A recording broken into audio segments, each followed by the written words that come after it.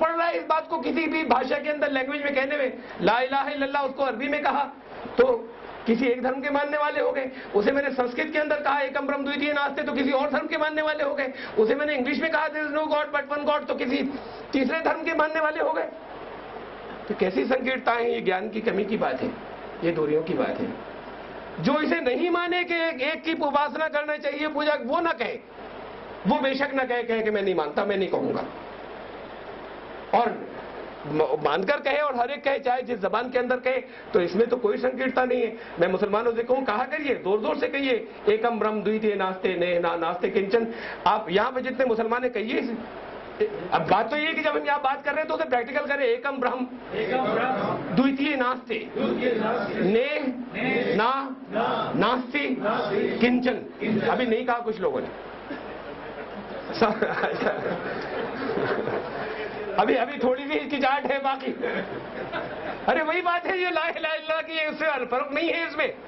मैंने तो मतलब बता दिया, अर्थ बता दिया, एक बार और कहिए एकम ब्रह्म द्वितीय नास्ते ने ना नास्ते किंचन। वो ब्रह्म एक है, दूसरा नहीं है, नहीं है, नहीं है, किंचन जरा सा भी नहीं। कलमा पढ़िए ला इलाहा इल्लल्लाह। देखिए पढ़ रहे हैं सब लोग, आप मुस्लिम हो गए। एतराज है आपको अगर मैं कह दूं? कोई एतराज नहीं, कोई एतराज नहीं। तो ये तो इतनी सी देर की बातें हैं, सिर्फ झगड़ा जबान पर हो रहा है। लेकिन बात खाली जबान पर नहीं हो रहा, अमल में भी हो रहा है। इसलिए कि वो धर्म जो हमारा धर्म है, उस धर्म पर में अलग, सबका धर्म एक होना चाहिए। फिर उसके बाद फिर ये समझाना नहीं पड़ेगा और बैठकर ये बात नहीं करनी पड़ेगी कि वेद से कुरान तक की बात करें। ये तो एक श्रृंखला है जो वहां से चली आ रही है ईश्वरीय ज्ञान की। बात खाली इतनी सी नहीं है, यहीं तक सीमित नहीं रहती। मैंने आपको भी सार की बात कर दी। लोग कहें कि अंतर बहुत है, अरे अंतर इसीलिए मतों के अंतर है। मैं सिर्फ एक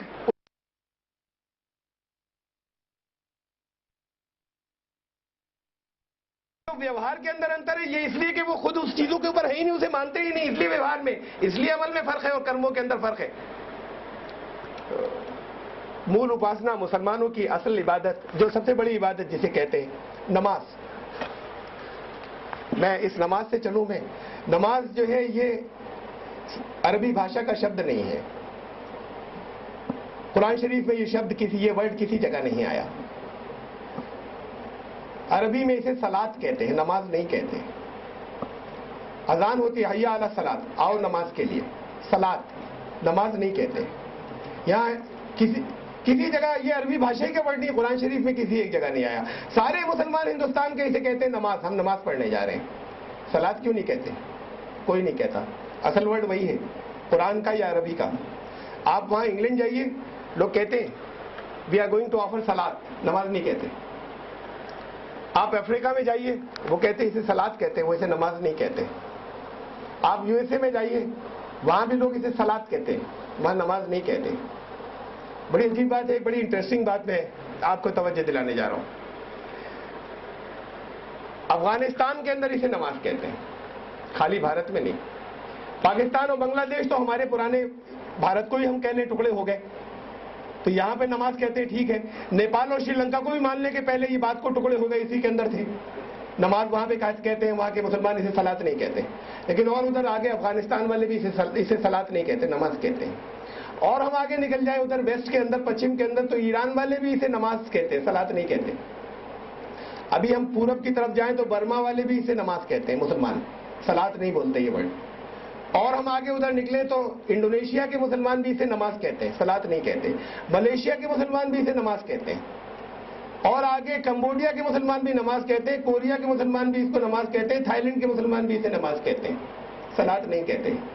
और बाकी दुनिया में और दूसरे हम कंट्रीज के अंदर जाते हैं तो वहां पर ये होता है, आप जर्मनी में चले जाइए, सलात कहते हैं, नमाज नहीं कहते। एक बहुत बड़ा हिस्सा है जो यहाँ पर ईरान से लेकर, ईरान के उस बॉर्डर से लेकर उधर कोरिया, कंबोडिया और थाईलैंड तक जा रहे हैं आगे, जहां पर इसे मुसलमान इसे नमाज कहते हैं, सलात नहीं कहते। खाली भारत की बात नहीं हो रही, हिंदुस्तान की। यहां पर हिंदुस्तान के अंदर, भारतवर्ष के अंदर एक हिस्ट्री जिसे साबित नहीं करती, इतिहास में नहीं है, आधुनिक इतिहास में नहीं है, मॉडर्न हिस्ट्री के अंदर नहीं है, लेकिन एक बात यहां पर एक बात यहां पर कही जाती रही है, और वो बगैर तारीख के सबूतों के ये चली आ रही है कि ये हिंदुस्तान जो है, ये हमारा भारत, ये तो भारत नहीं है, ये भरत खंड है। भारत तो बहुत बड़ा था, भारत की सीमाएं जो है वो बर्मा और आगे इंडोनेशिया और मलेशिया और थाईलैंड और कंबोडिया से आगे तक थी। हिस्ट्री में नहीं है ये, लेकिन ये यहां पे माना जाता है ऐसा। हमें मानने के जो कुछ भी बहुत से कुछ साक्ष्य हो या प्रमाण हो रहे कुछ, वो सब एक तरफ, मुसलमानों की नमाज में एक सबूत मौजूद है, वो सारा हिस्सा जिसके अंदर, वो पूरा हिस्सा जिसे हम ये कह रहे हैं जहां पे मुसलमान इसे नमाज कहते चले आ रहे हैं, वही वो हिस्सा है जिसे यहां पे ये कहा जाता रहा है कि कभी एक देश था और पूरा भारत था, जहां पे आज तक इसे नमाज कहते चले आ रहे हैं। पूरा हिस्सा वो है, मुसलमानों की इस वर्ल्ड के अंदर मिल रहा है ये सबूत कि भारत किस जगह तक था, मुसलमानों की मूल उपासना के अंदर मिल रहा है। ये बहुत अजीब बात है, इस प्रमाण को कभी गौर नहीं किया गया। इसके साथ ही एक बात और कहना चाहता हूं, मैं फिर आऊंगा वापस वेद कुरान वाली बात पर या उपासना वाली बात पर, लेकिन इसके साथ में रिलेटेड है, बड़ी जरूरी है समझना। अब 1947 में मैं अभी बताऊंगा उधर जाके, ये बीच में जो चीज आ गई ये और करने के बाद फिर वहीं आऊंगा। कोई ऐसा किसी जगह नहीं होगा कि बेतरतीब हो जाए, लेकिन बीच की एक्सप्लेन करके वहीं वापस आऊंगा। बहुत बड़ी इंटरेस्टिंग बात है।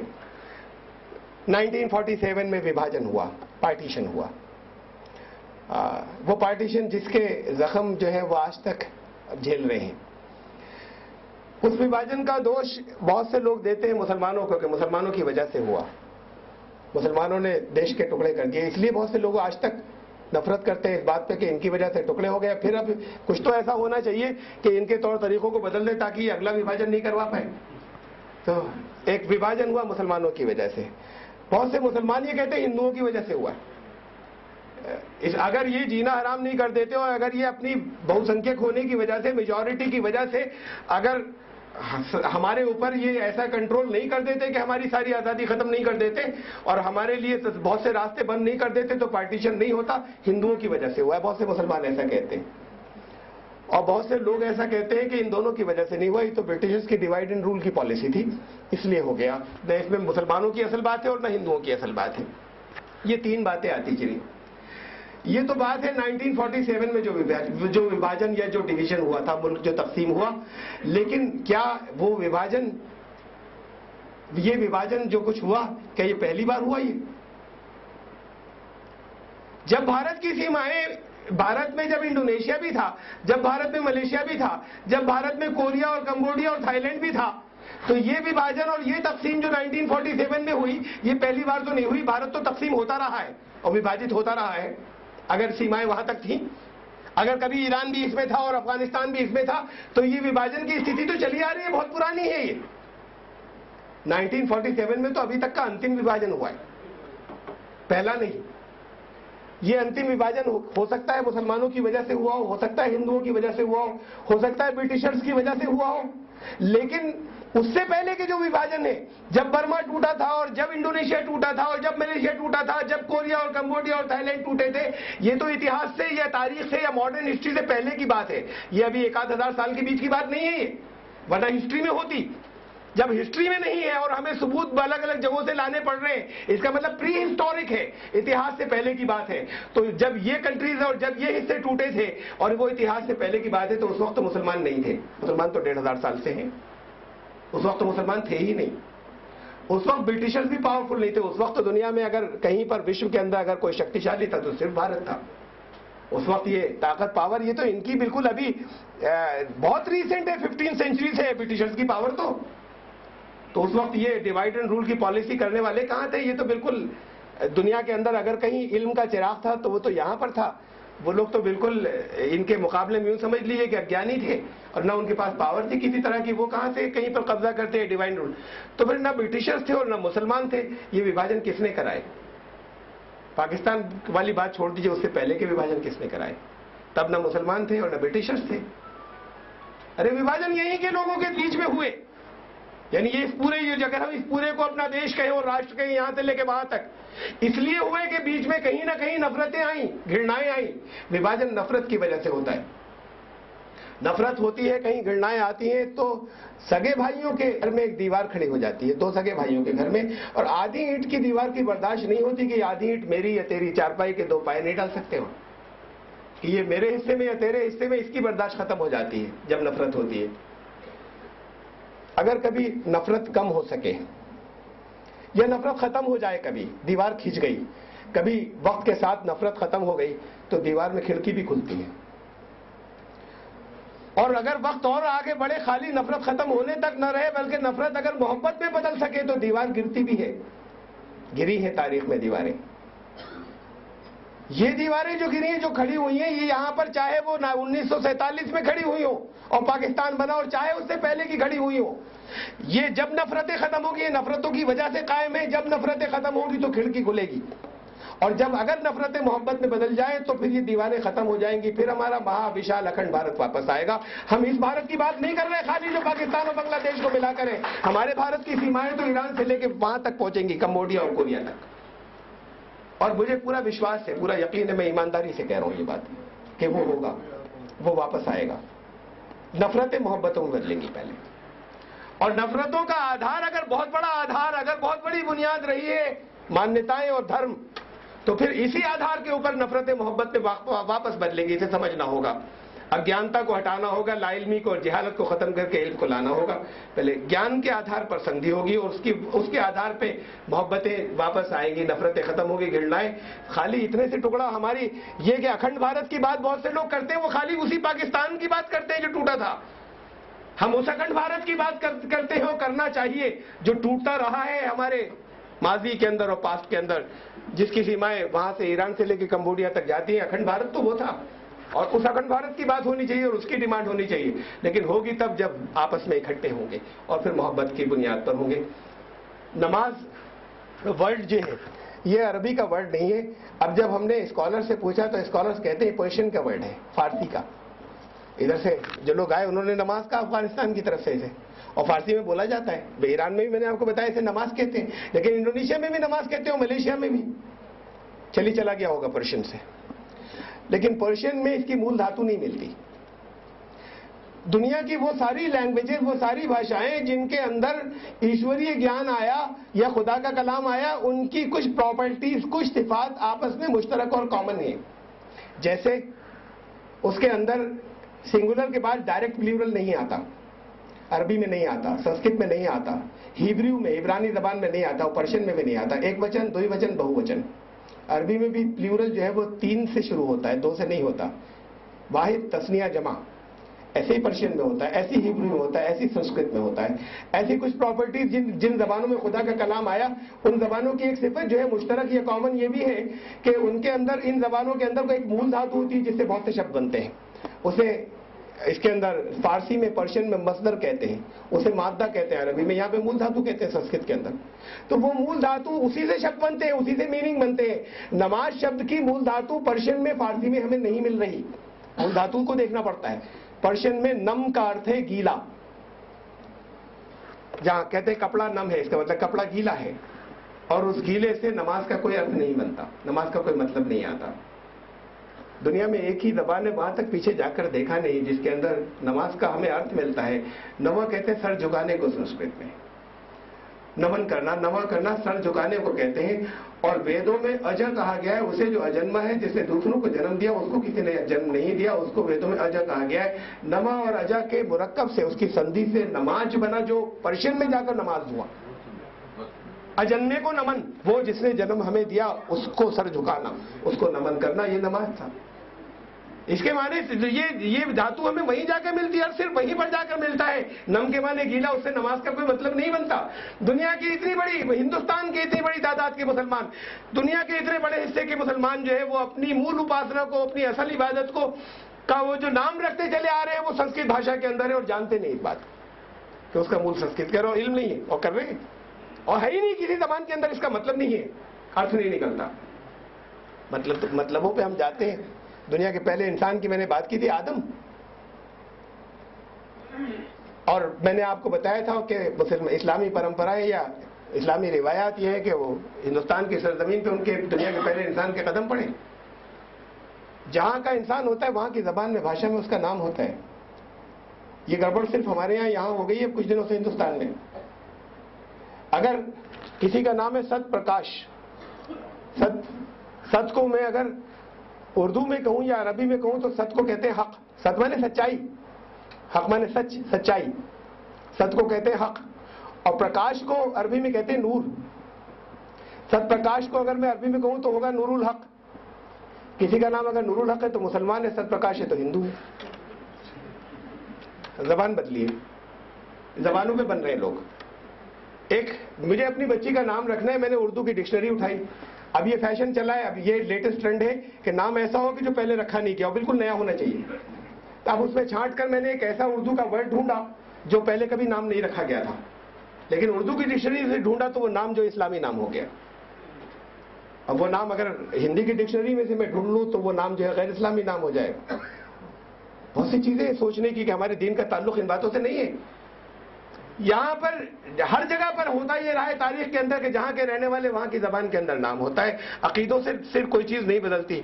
वही उमर कुफ्र में थे, वही उमर नाम रहा, उनका नाम नहीं बदला, इस्लाम के अंदर आए। सिर्फ वही अबू बकर थे, वही नाम, वही जो है इस्लाम के अंदर जाने के बाद अबू बकर हुए। वही अबू दर थे जो कुफ्र के अंदर थे, वो इस्लाम में आने के बाद अबू दर हुए। किसी का नाम नहीं बदला गया, सिर्फ उन लोगों के नाम, कुछ लोगों के नाम बदले गए जिनके नाम के मीनिंग बुरे थे या अच्छे नहीं थे, उनके बदल दिए गए। बाकी वही नाम इधर थे वही थे।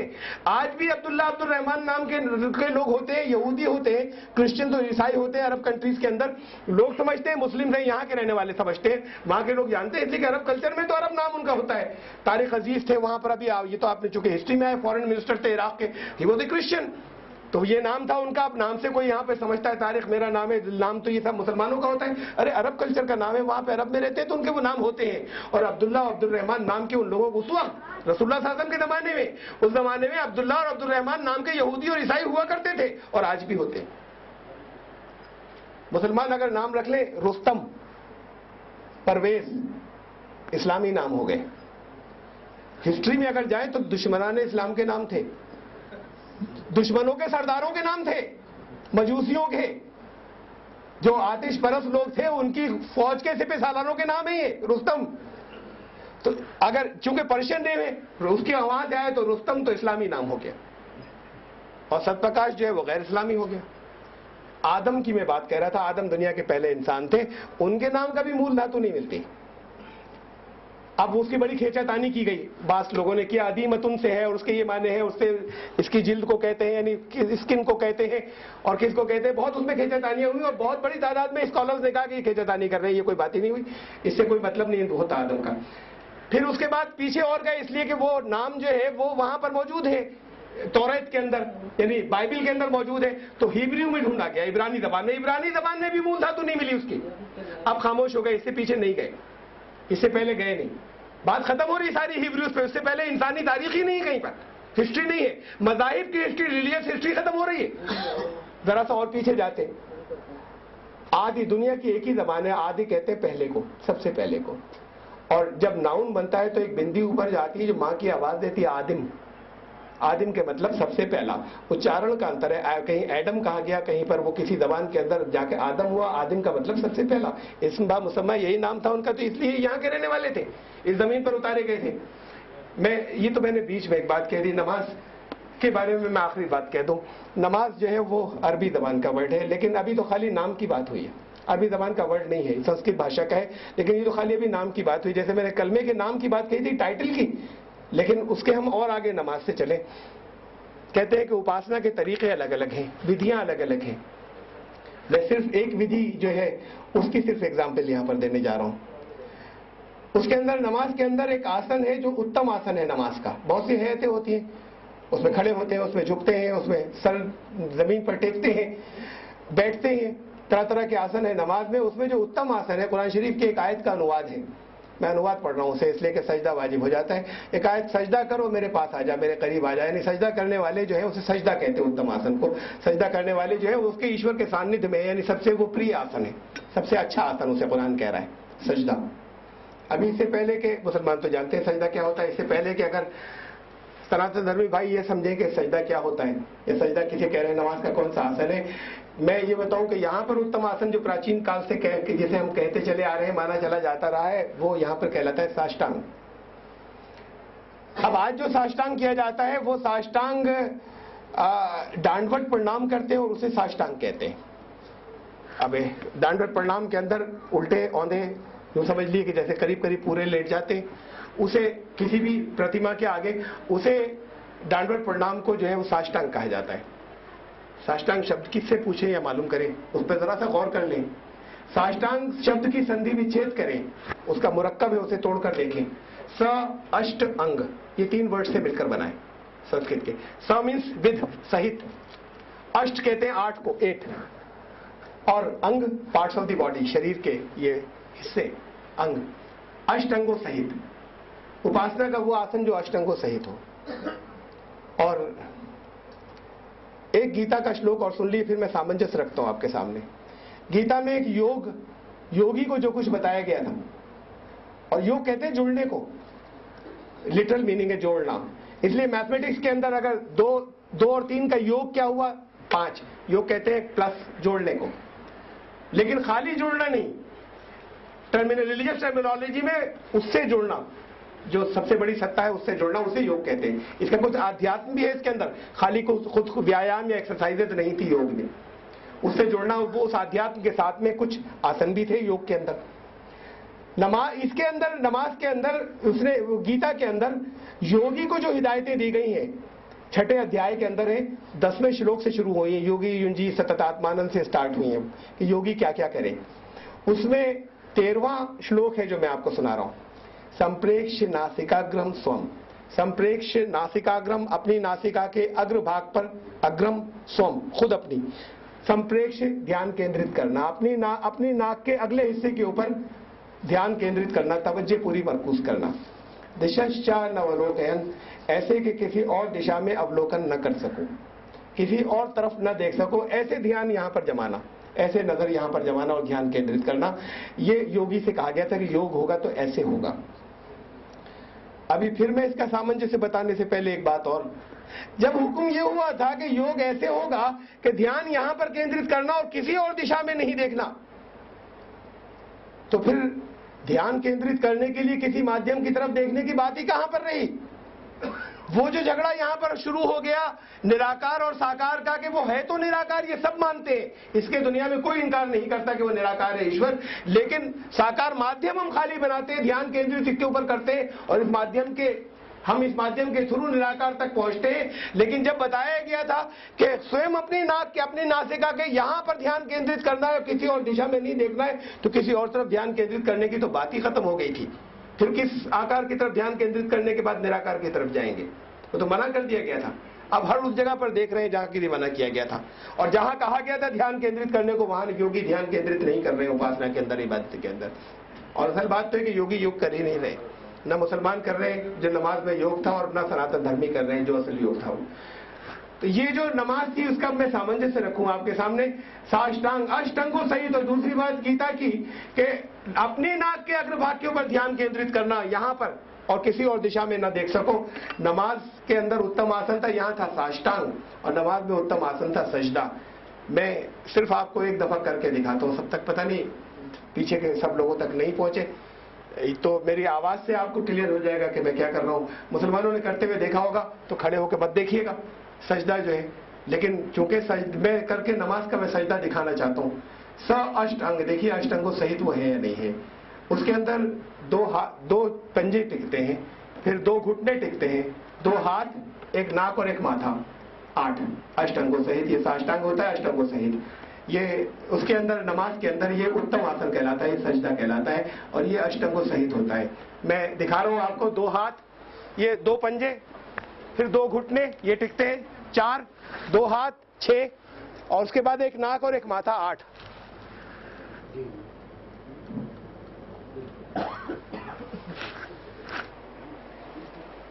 ये अष्टंगों सहित है, ये साष्टांग है।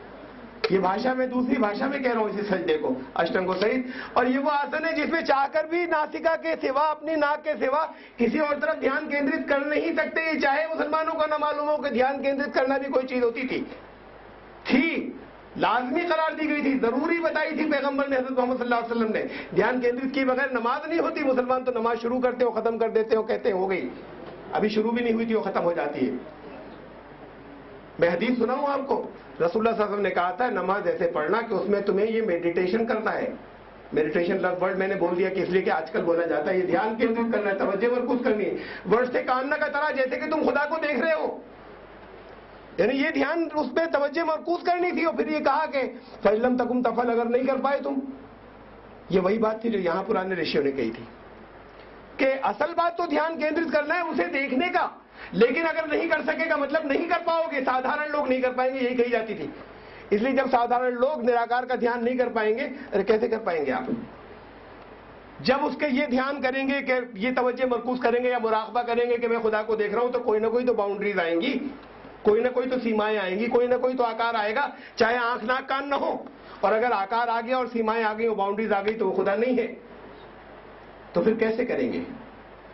तो यहां पर ऋषियों ने कहा था शुरू में कि कोई चिन्ह रखें, कोई बिंदु रखें, उस पर ध्यान केंद्रित करो, पहले अभ्यास कर लो, फिर वो बिंदु पत्थर भी बने, फिर पत्थरों के आकार भी बने। एक इतिहास है पूरा ध्यान केंद्रित करने के लिए। जो सोल्यूशन दिया गया था उस सोल्यूशन का नतीजा ये निकला कि फिर उसके आकार भी बने, लेकिन निराकार तक नहीं पहुंचे। फिर पैगंबर ने एक सोल्यूशन दिया, उन्होंने ये भी बताया साथ में कि फिर क्या करें। उन्होंने ये साथ में ये बात उन्होंने भी कही थी कि नहीं कर पाओगे तुम, करना यही है, साधारण लोग नहीं कर पाएंगे, आवाम नहीं कर पाएंगे, पहुंचना सबको यहीं तक है, तो फिर क्या करें। उन्होंने सोल्यूशन दिया, उन्होंने कहा कि फिर तुम ध्यान इस पर केंद्रित करना कि वो यहां मौजूद है, वो तुम्हें देख रहा है, तुम्हारे साथ है और तुम्हें देख रहा है। जब इस पर ध्यान केंद्रित करोगे, तुम्हारे साथ है और तुम्हें देख रहा है, इस ध्यान के साथ में नमाज शुरू होगी कि वो यहां मौजूद है, हुजूरी की तसव्वुर के साथ नमाज शुरू होगी। अल्लाह अकबर, सुभान अल्लाह, सुबह आपने शुरू कर दिया, अस्सलाम वालेकुम रहमतुल्लाह, सलाम फेर दिया, नमाज तो शुरू भी नहीं हुई थी, नमाज खत्म हो गई। ध्यान केंद्रित करना जो उसकी रूह थी, असल वो तो आई नहीं, आत्मा जिस्म था वो। जब रूह निकल जाती है तो जिस्म को शव कहते हैं, डेड बॉडी कहते हैं, बॉडी नहीं, लाश कहते हैं। नमाजों की लाशें रह गई। ध्यान केंद्रित करना था उस पर, पूरी नमाज में तसव्वुर रहना था कि खुदा यहां मौजूद है, मैं इस वक्त उसके सामने हूं, ये दिमाग में तसव्वुर हाजिर रहना था। हुजूरी की कैफियत तो होती नहीं, कुछ पढ़ते हैं, कुछ आसन करते हैं, चले आते हैं।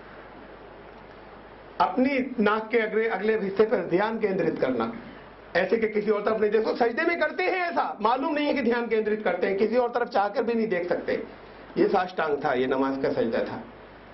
कुछ बातें मैंने तो सिर्फ आपको अभी कलमे से मैं चला था, और एक मैंने सिर्फ उपासना पद्धति की बात कही, 2-4 मंत्र खाली सिर्फ मैं पढ़ देता हूं, अगली बार इसको हम कंटिन्यू करेंगे, डिटेल नहीं। वही बातें थी जो यहां पर कही गई थी। अगर कुछ लोग कहते हैं निराकार और साकार के अंदर अगर झगड़ा होता है, ये तो सब मानते हैं कि वो निराकार ही है, लेकिन बात क्यों नहीं कि उपासना साकार रूप में करे या न करे। अगर डिफरेंस ओपिनियन तो इस बात पर है, वो निराकार है, इस पर कोई डिफरेंस ओपिनियन नहीं, कोई मतभेद नहीं। इस पर अगर है तो हम तो बात इसकी करें कि वेदों ने क्या कहा था, ईश्वर वाणी ने। उन्होंने कहा था न तस्य प्रतिमा अस्ति यस्य नाम दशा यजुर्वेद के अंदर के उसका 32वां अध्याय है, उसके 3रा मंत्र, न तस्य प्रतिमा अस्ति, उसकी कोई प्रतिमा नहीं होती। यस्य, जिसका नाम महादशा, जिसकी सिर्फ स्मरण ही, नाम ही सबसे महान यश है, उसका स्मरण, उसकी याद। फिर खाली इतने ही नहीं, साथ में ये भी कहा था कि अंधन तमा प्रवशंति असंभूति उपासते, जो असंभूति मिट्टी पानी आगवा की उपासनाएं करते हैं, वो अंधकार और तमा उसके अंदर प्रवेश करते हैं।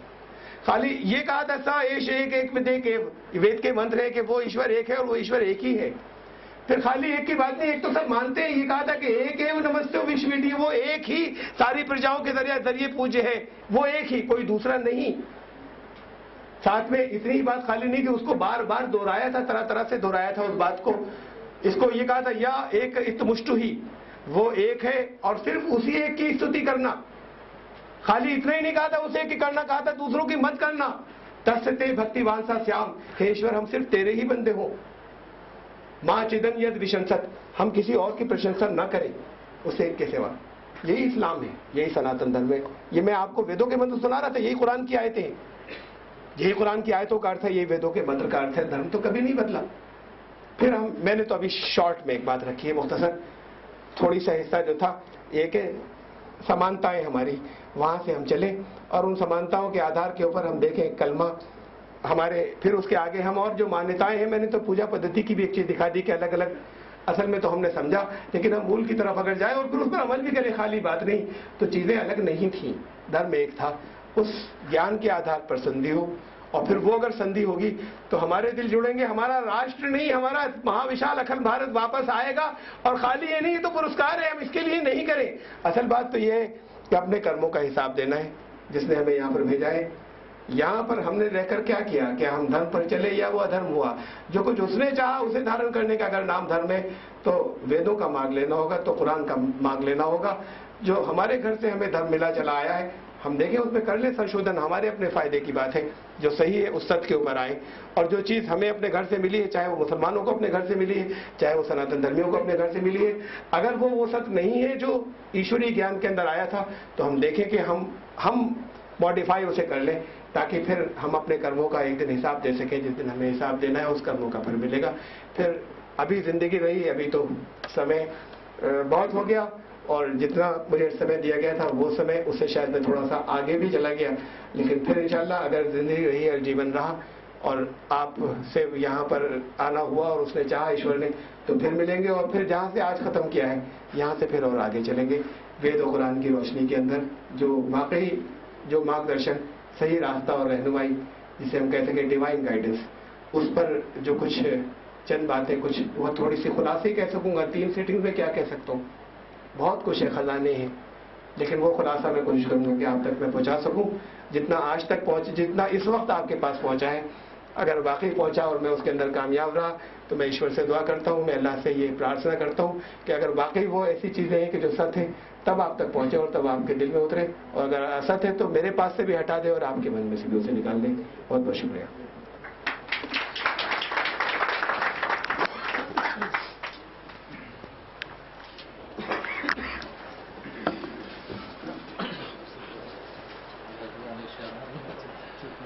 भाइयों और बहनों, अभी हम सैयद तारिक अब्दुल्ला साहब के ख्यालात सुन रहे थे। कुछ ऐसी बातें जरूर होंगी जो आपके जहनों में, आपके दिमागों में उठ रही होंगी सवाल की शक्ल में। कुछ जानना चाहते होंगे, कुछ और पूछना चाहते होंगे, इसके लिए हमने थोड़ा सा वक्त रखा है। अपनी जगह से खड़े होकर या कागज पर लिख के अपने सवाल दे सकते हैं। वक्त ज़्यादा हो गया है, हमने नीचे आपके लिए कुछ ज़ियाफ़त का, कुछ कॉफ़ी का इंतज़ाम किया है, उसको भी ज़रूर लेके जाइएगा। अपने सवालात यहाँ हम तक पहुँचा दें ताकि हमारे तारिक अब्दुल्ला साहब उसके जवाब दे सकें। जो अभी आपने तकरीर फरमाई उससे मैं आई। भाइयों और बहनों, अभी हम सैयद तारिक अब्दुल्ला साहब के ख्यालात सुन रहे थे। कुछ ऐसी बातें जरूर होंगी जो आपके जहनों में, आपके दिमागों में उठ रही होंगी सवाल की शक्ल में। कुछ जानना चाहते होंगे, कुछ और पूछना चाहते होंगे, इसके लिए हमने थोड़ा सा वक्त रखा है। अपनी जगह से खड़े होकर या कागज पर लिख के अपने सवाल दे सकते हैं। वक्त ज़्यादा हो गया है, हमने नीचे आपके लिए कुछ ज़ियाफ़त का, कुछ कॉफ़ी का इंतज़ाम किया है, उसको भी ज़रूर लेके जाइएगा। अपने सवालात यहाँ हम तक पहुँचा दें ताकि हमारे तारिक अब्दुल्ला साहब उसके जवाब दे सकें। जो अभी आपने तकरीर फरमाई उससे मैं आई। अपना तारुफ भी करा दीजिएगा। मेरा नाम जाकिर हुसैन है, रिटायर्ड प्रोफेसर पॉलिटिकल साइंस का। जो आपने तकरीर फरमाई उससे ऐसा महसूस हुआ मुझे कि सनातन धर्म में और इस्लाम में कोई फर्क नहीं है। तो फिर हिंदुस्तान में पैदा होने के बाद, हिंदुस्तान की प्राचीन संस्कृति और सभ्यता को मानने के बाद, हिंदुस्तान के वेदों पुराणों को मानने के बाद, जो ज़्यादा पवित्र हैं और जो ज़्यादा पुराने हैं, हम सनातन धर्म को मुसलमान होने के बाद सनातन धर्म को माने या इस्लाम को माने?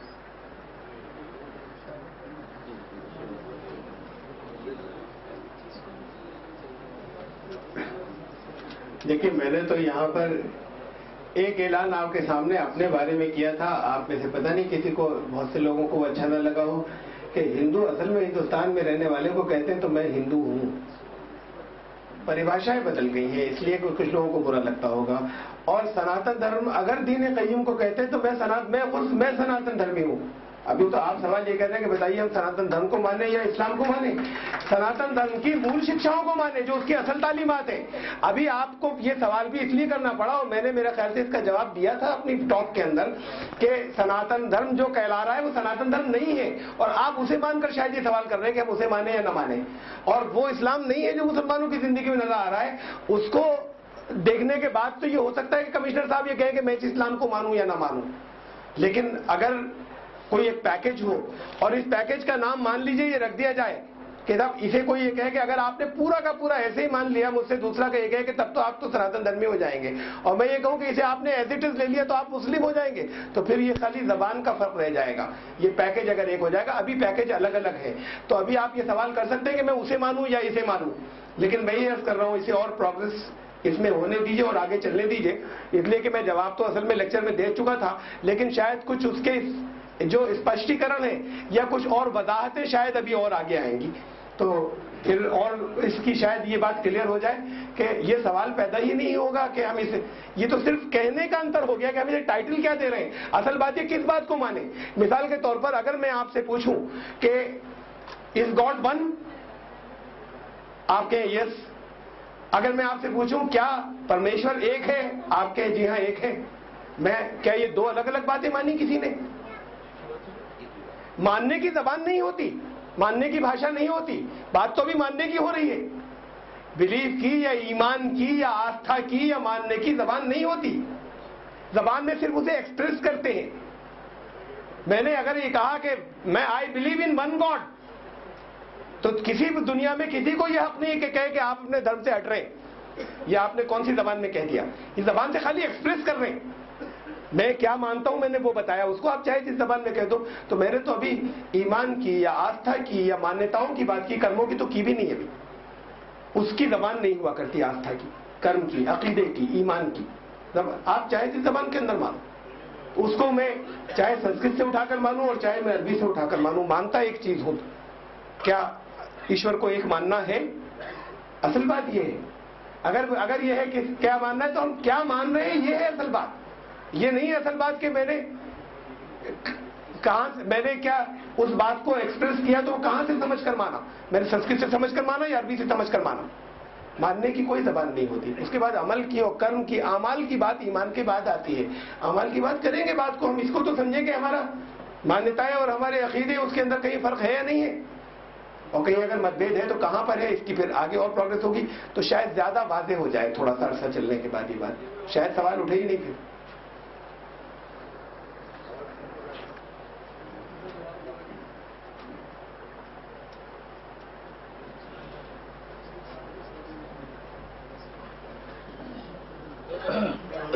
फारूक है, मैं यहाँ पर हिस्ट्री टीचर हूँ। मुझे बड़ी खुशी हुई कि नार साहब ने बड़ी तफसील से इस्लाम और सनातन धर्म में मुआसरा साबित की है। बस छोटे से दो बचकाना सवालात हैं। एक तो मैं मालूम करना चाहता था कि जिस सनातन धर्म की बात की गई है, अब तक हमने हिस्ट्री में जो कुछ पढ़ाया है उसमें ऐसा लगता है कि शायद हिस्टोरिकली इंडिया में जो समाज बना है वो शायद वही है जिसको हम रामायण और महाभारत से समझते हैं। आपने तभी बताया कि वेदों के मुताबिक ऐसे सलाम तौर से हिंदू संस्कृति में भी नहीं है, तो आखिर ऐसा क्यों हुआ कि अगर वेद इतने अहम थे और उनकी तालीमात कुरान से या इस्लामी तालीमात से बहुत ज़्यादा मेल खाती थी, तो भी फिर उस सोसाइटी में अमलन उसका प्रचलन क्यों नहीं हुआ? दूसरी एक और बात कि राजा राम मोहन राय इंडिया के मेजर थिंकर्स में से माने जाते हैं। उनकी वेदांतिक फिलॉसफी है, उन्होंने इस बात पे बहुत जोर दिया जिसको हम एक ईश्वरवाद कहते हैं। राजा राम मोहन राय की 3 मेजर जो रिफॉर्म्स थे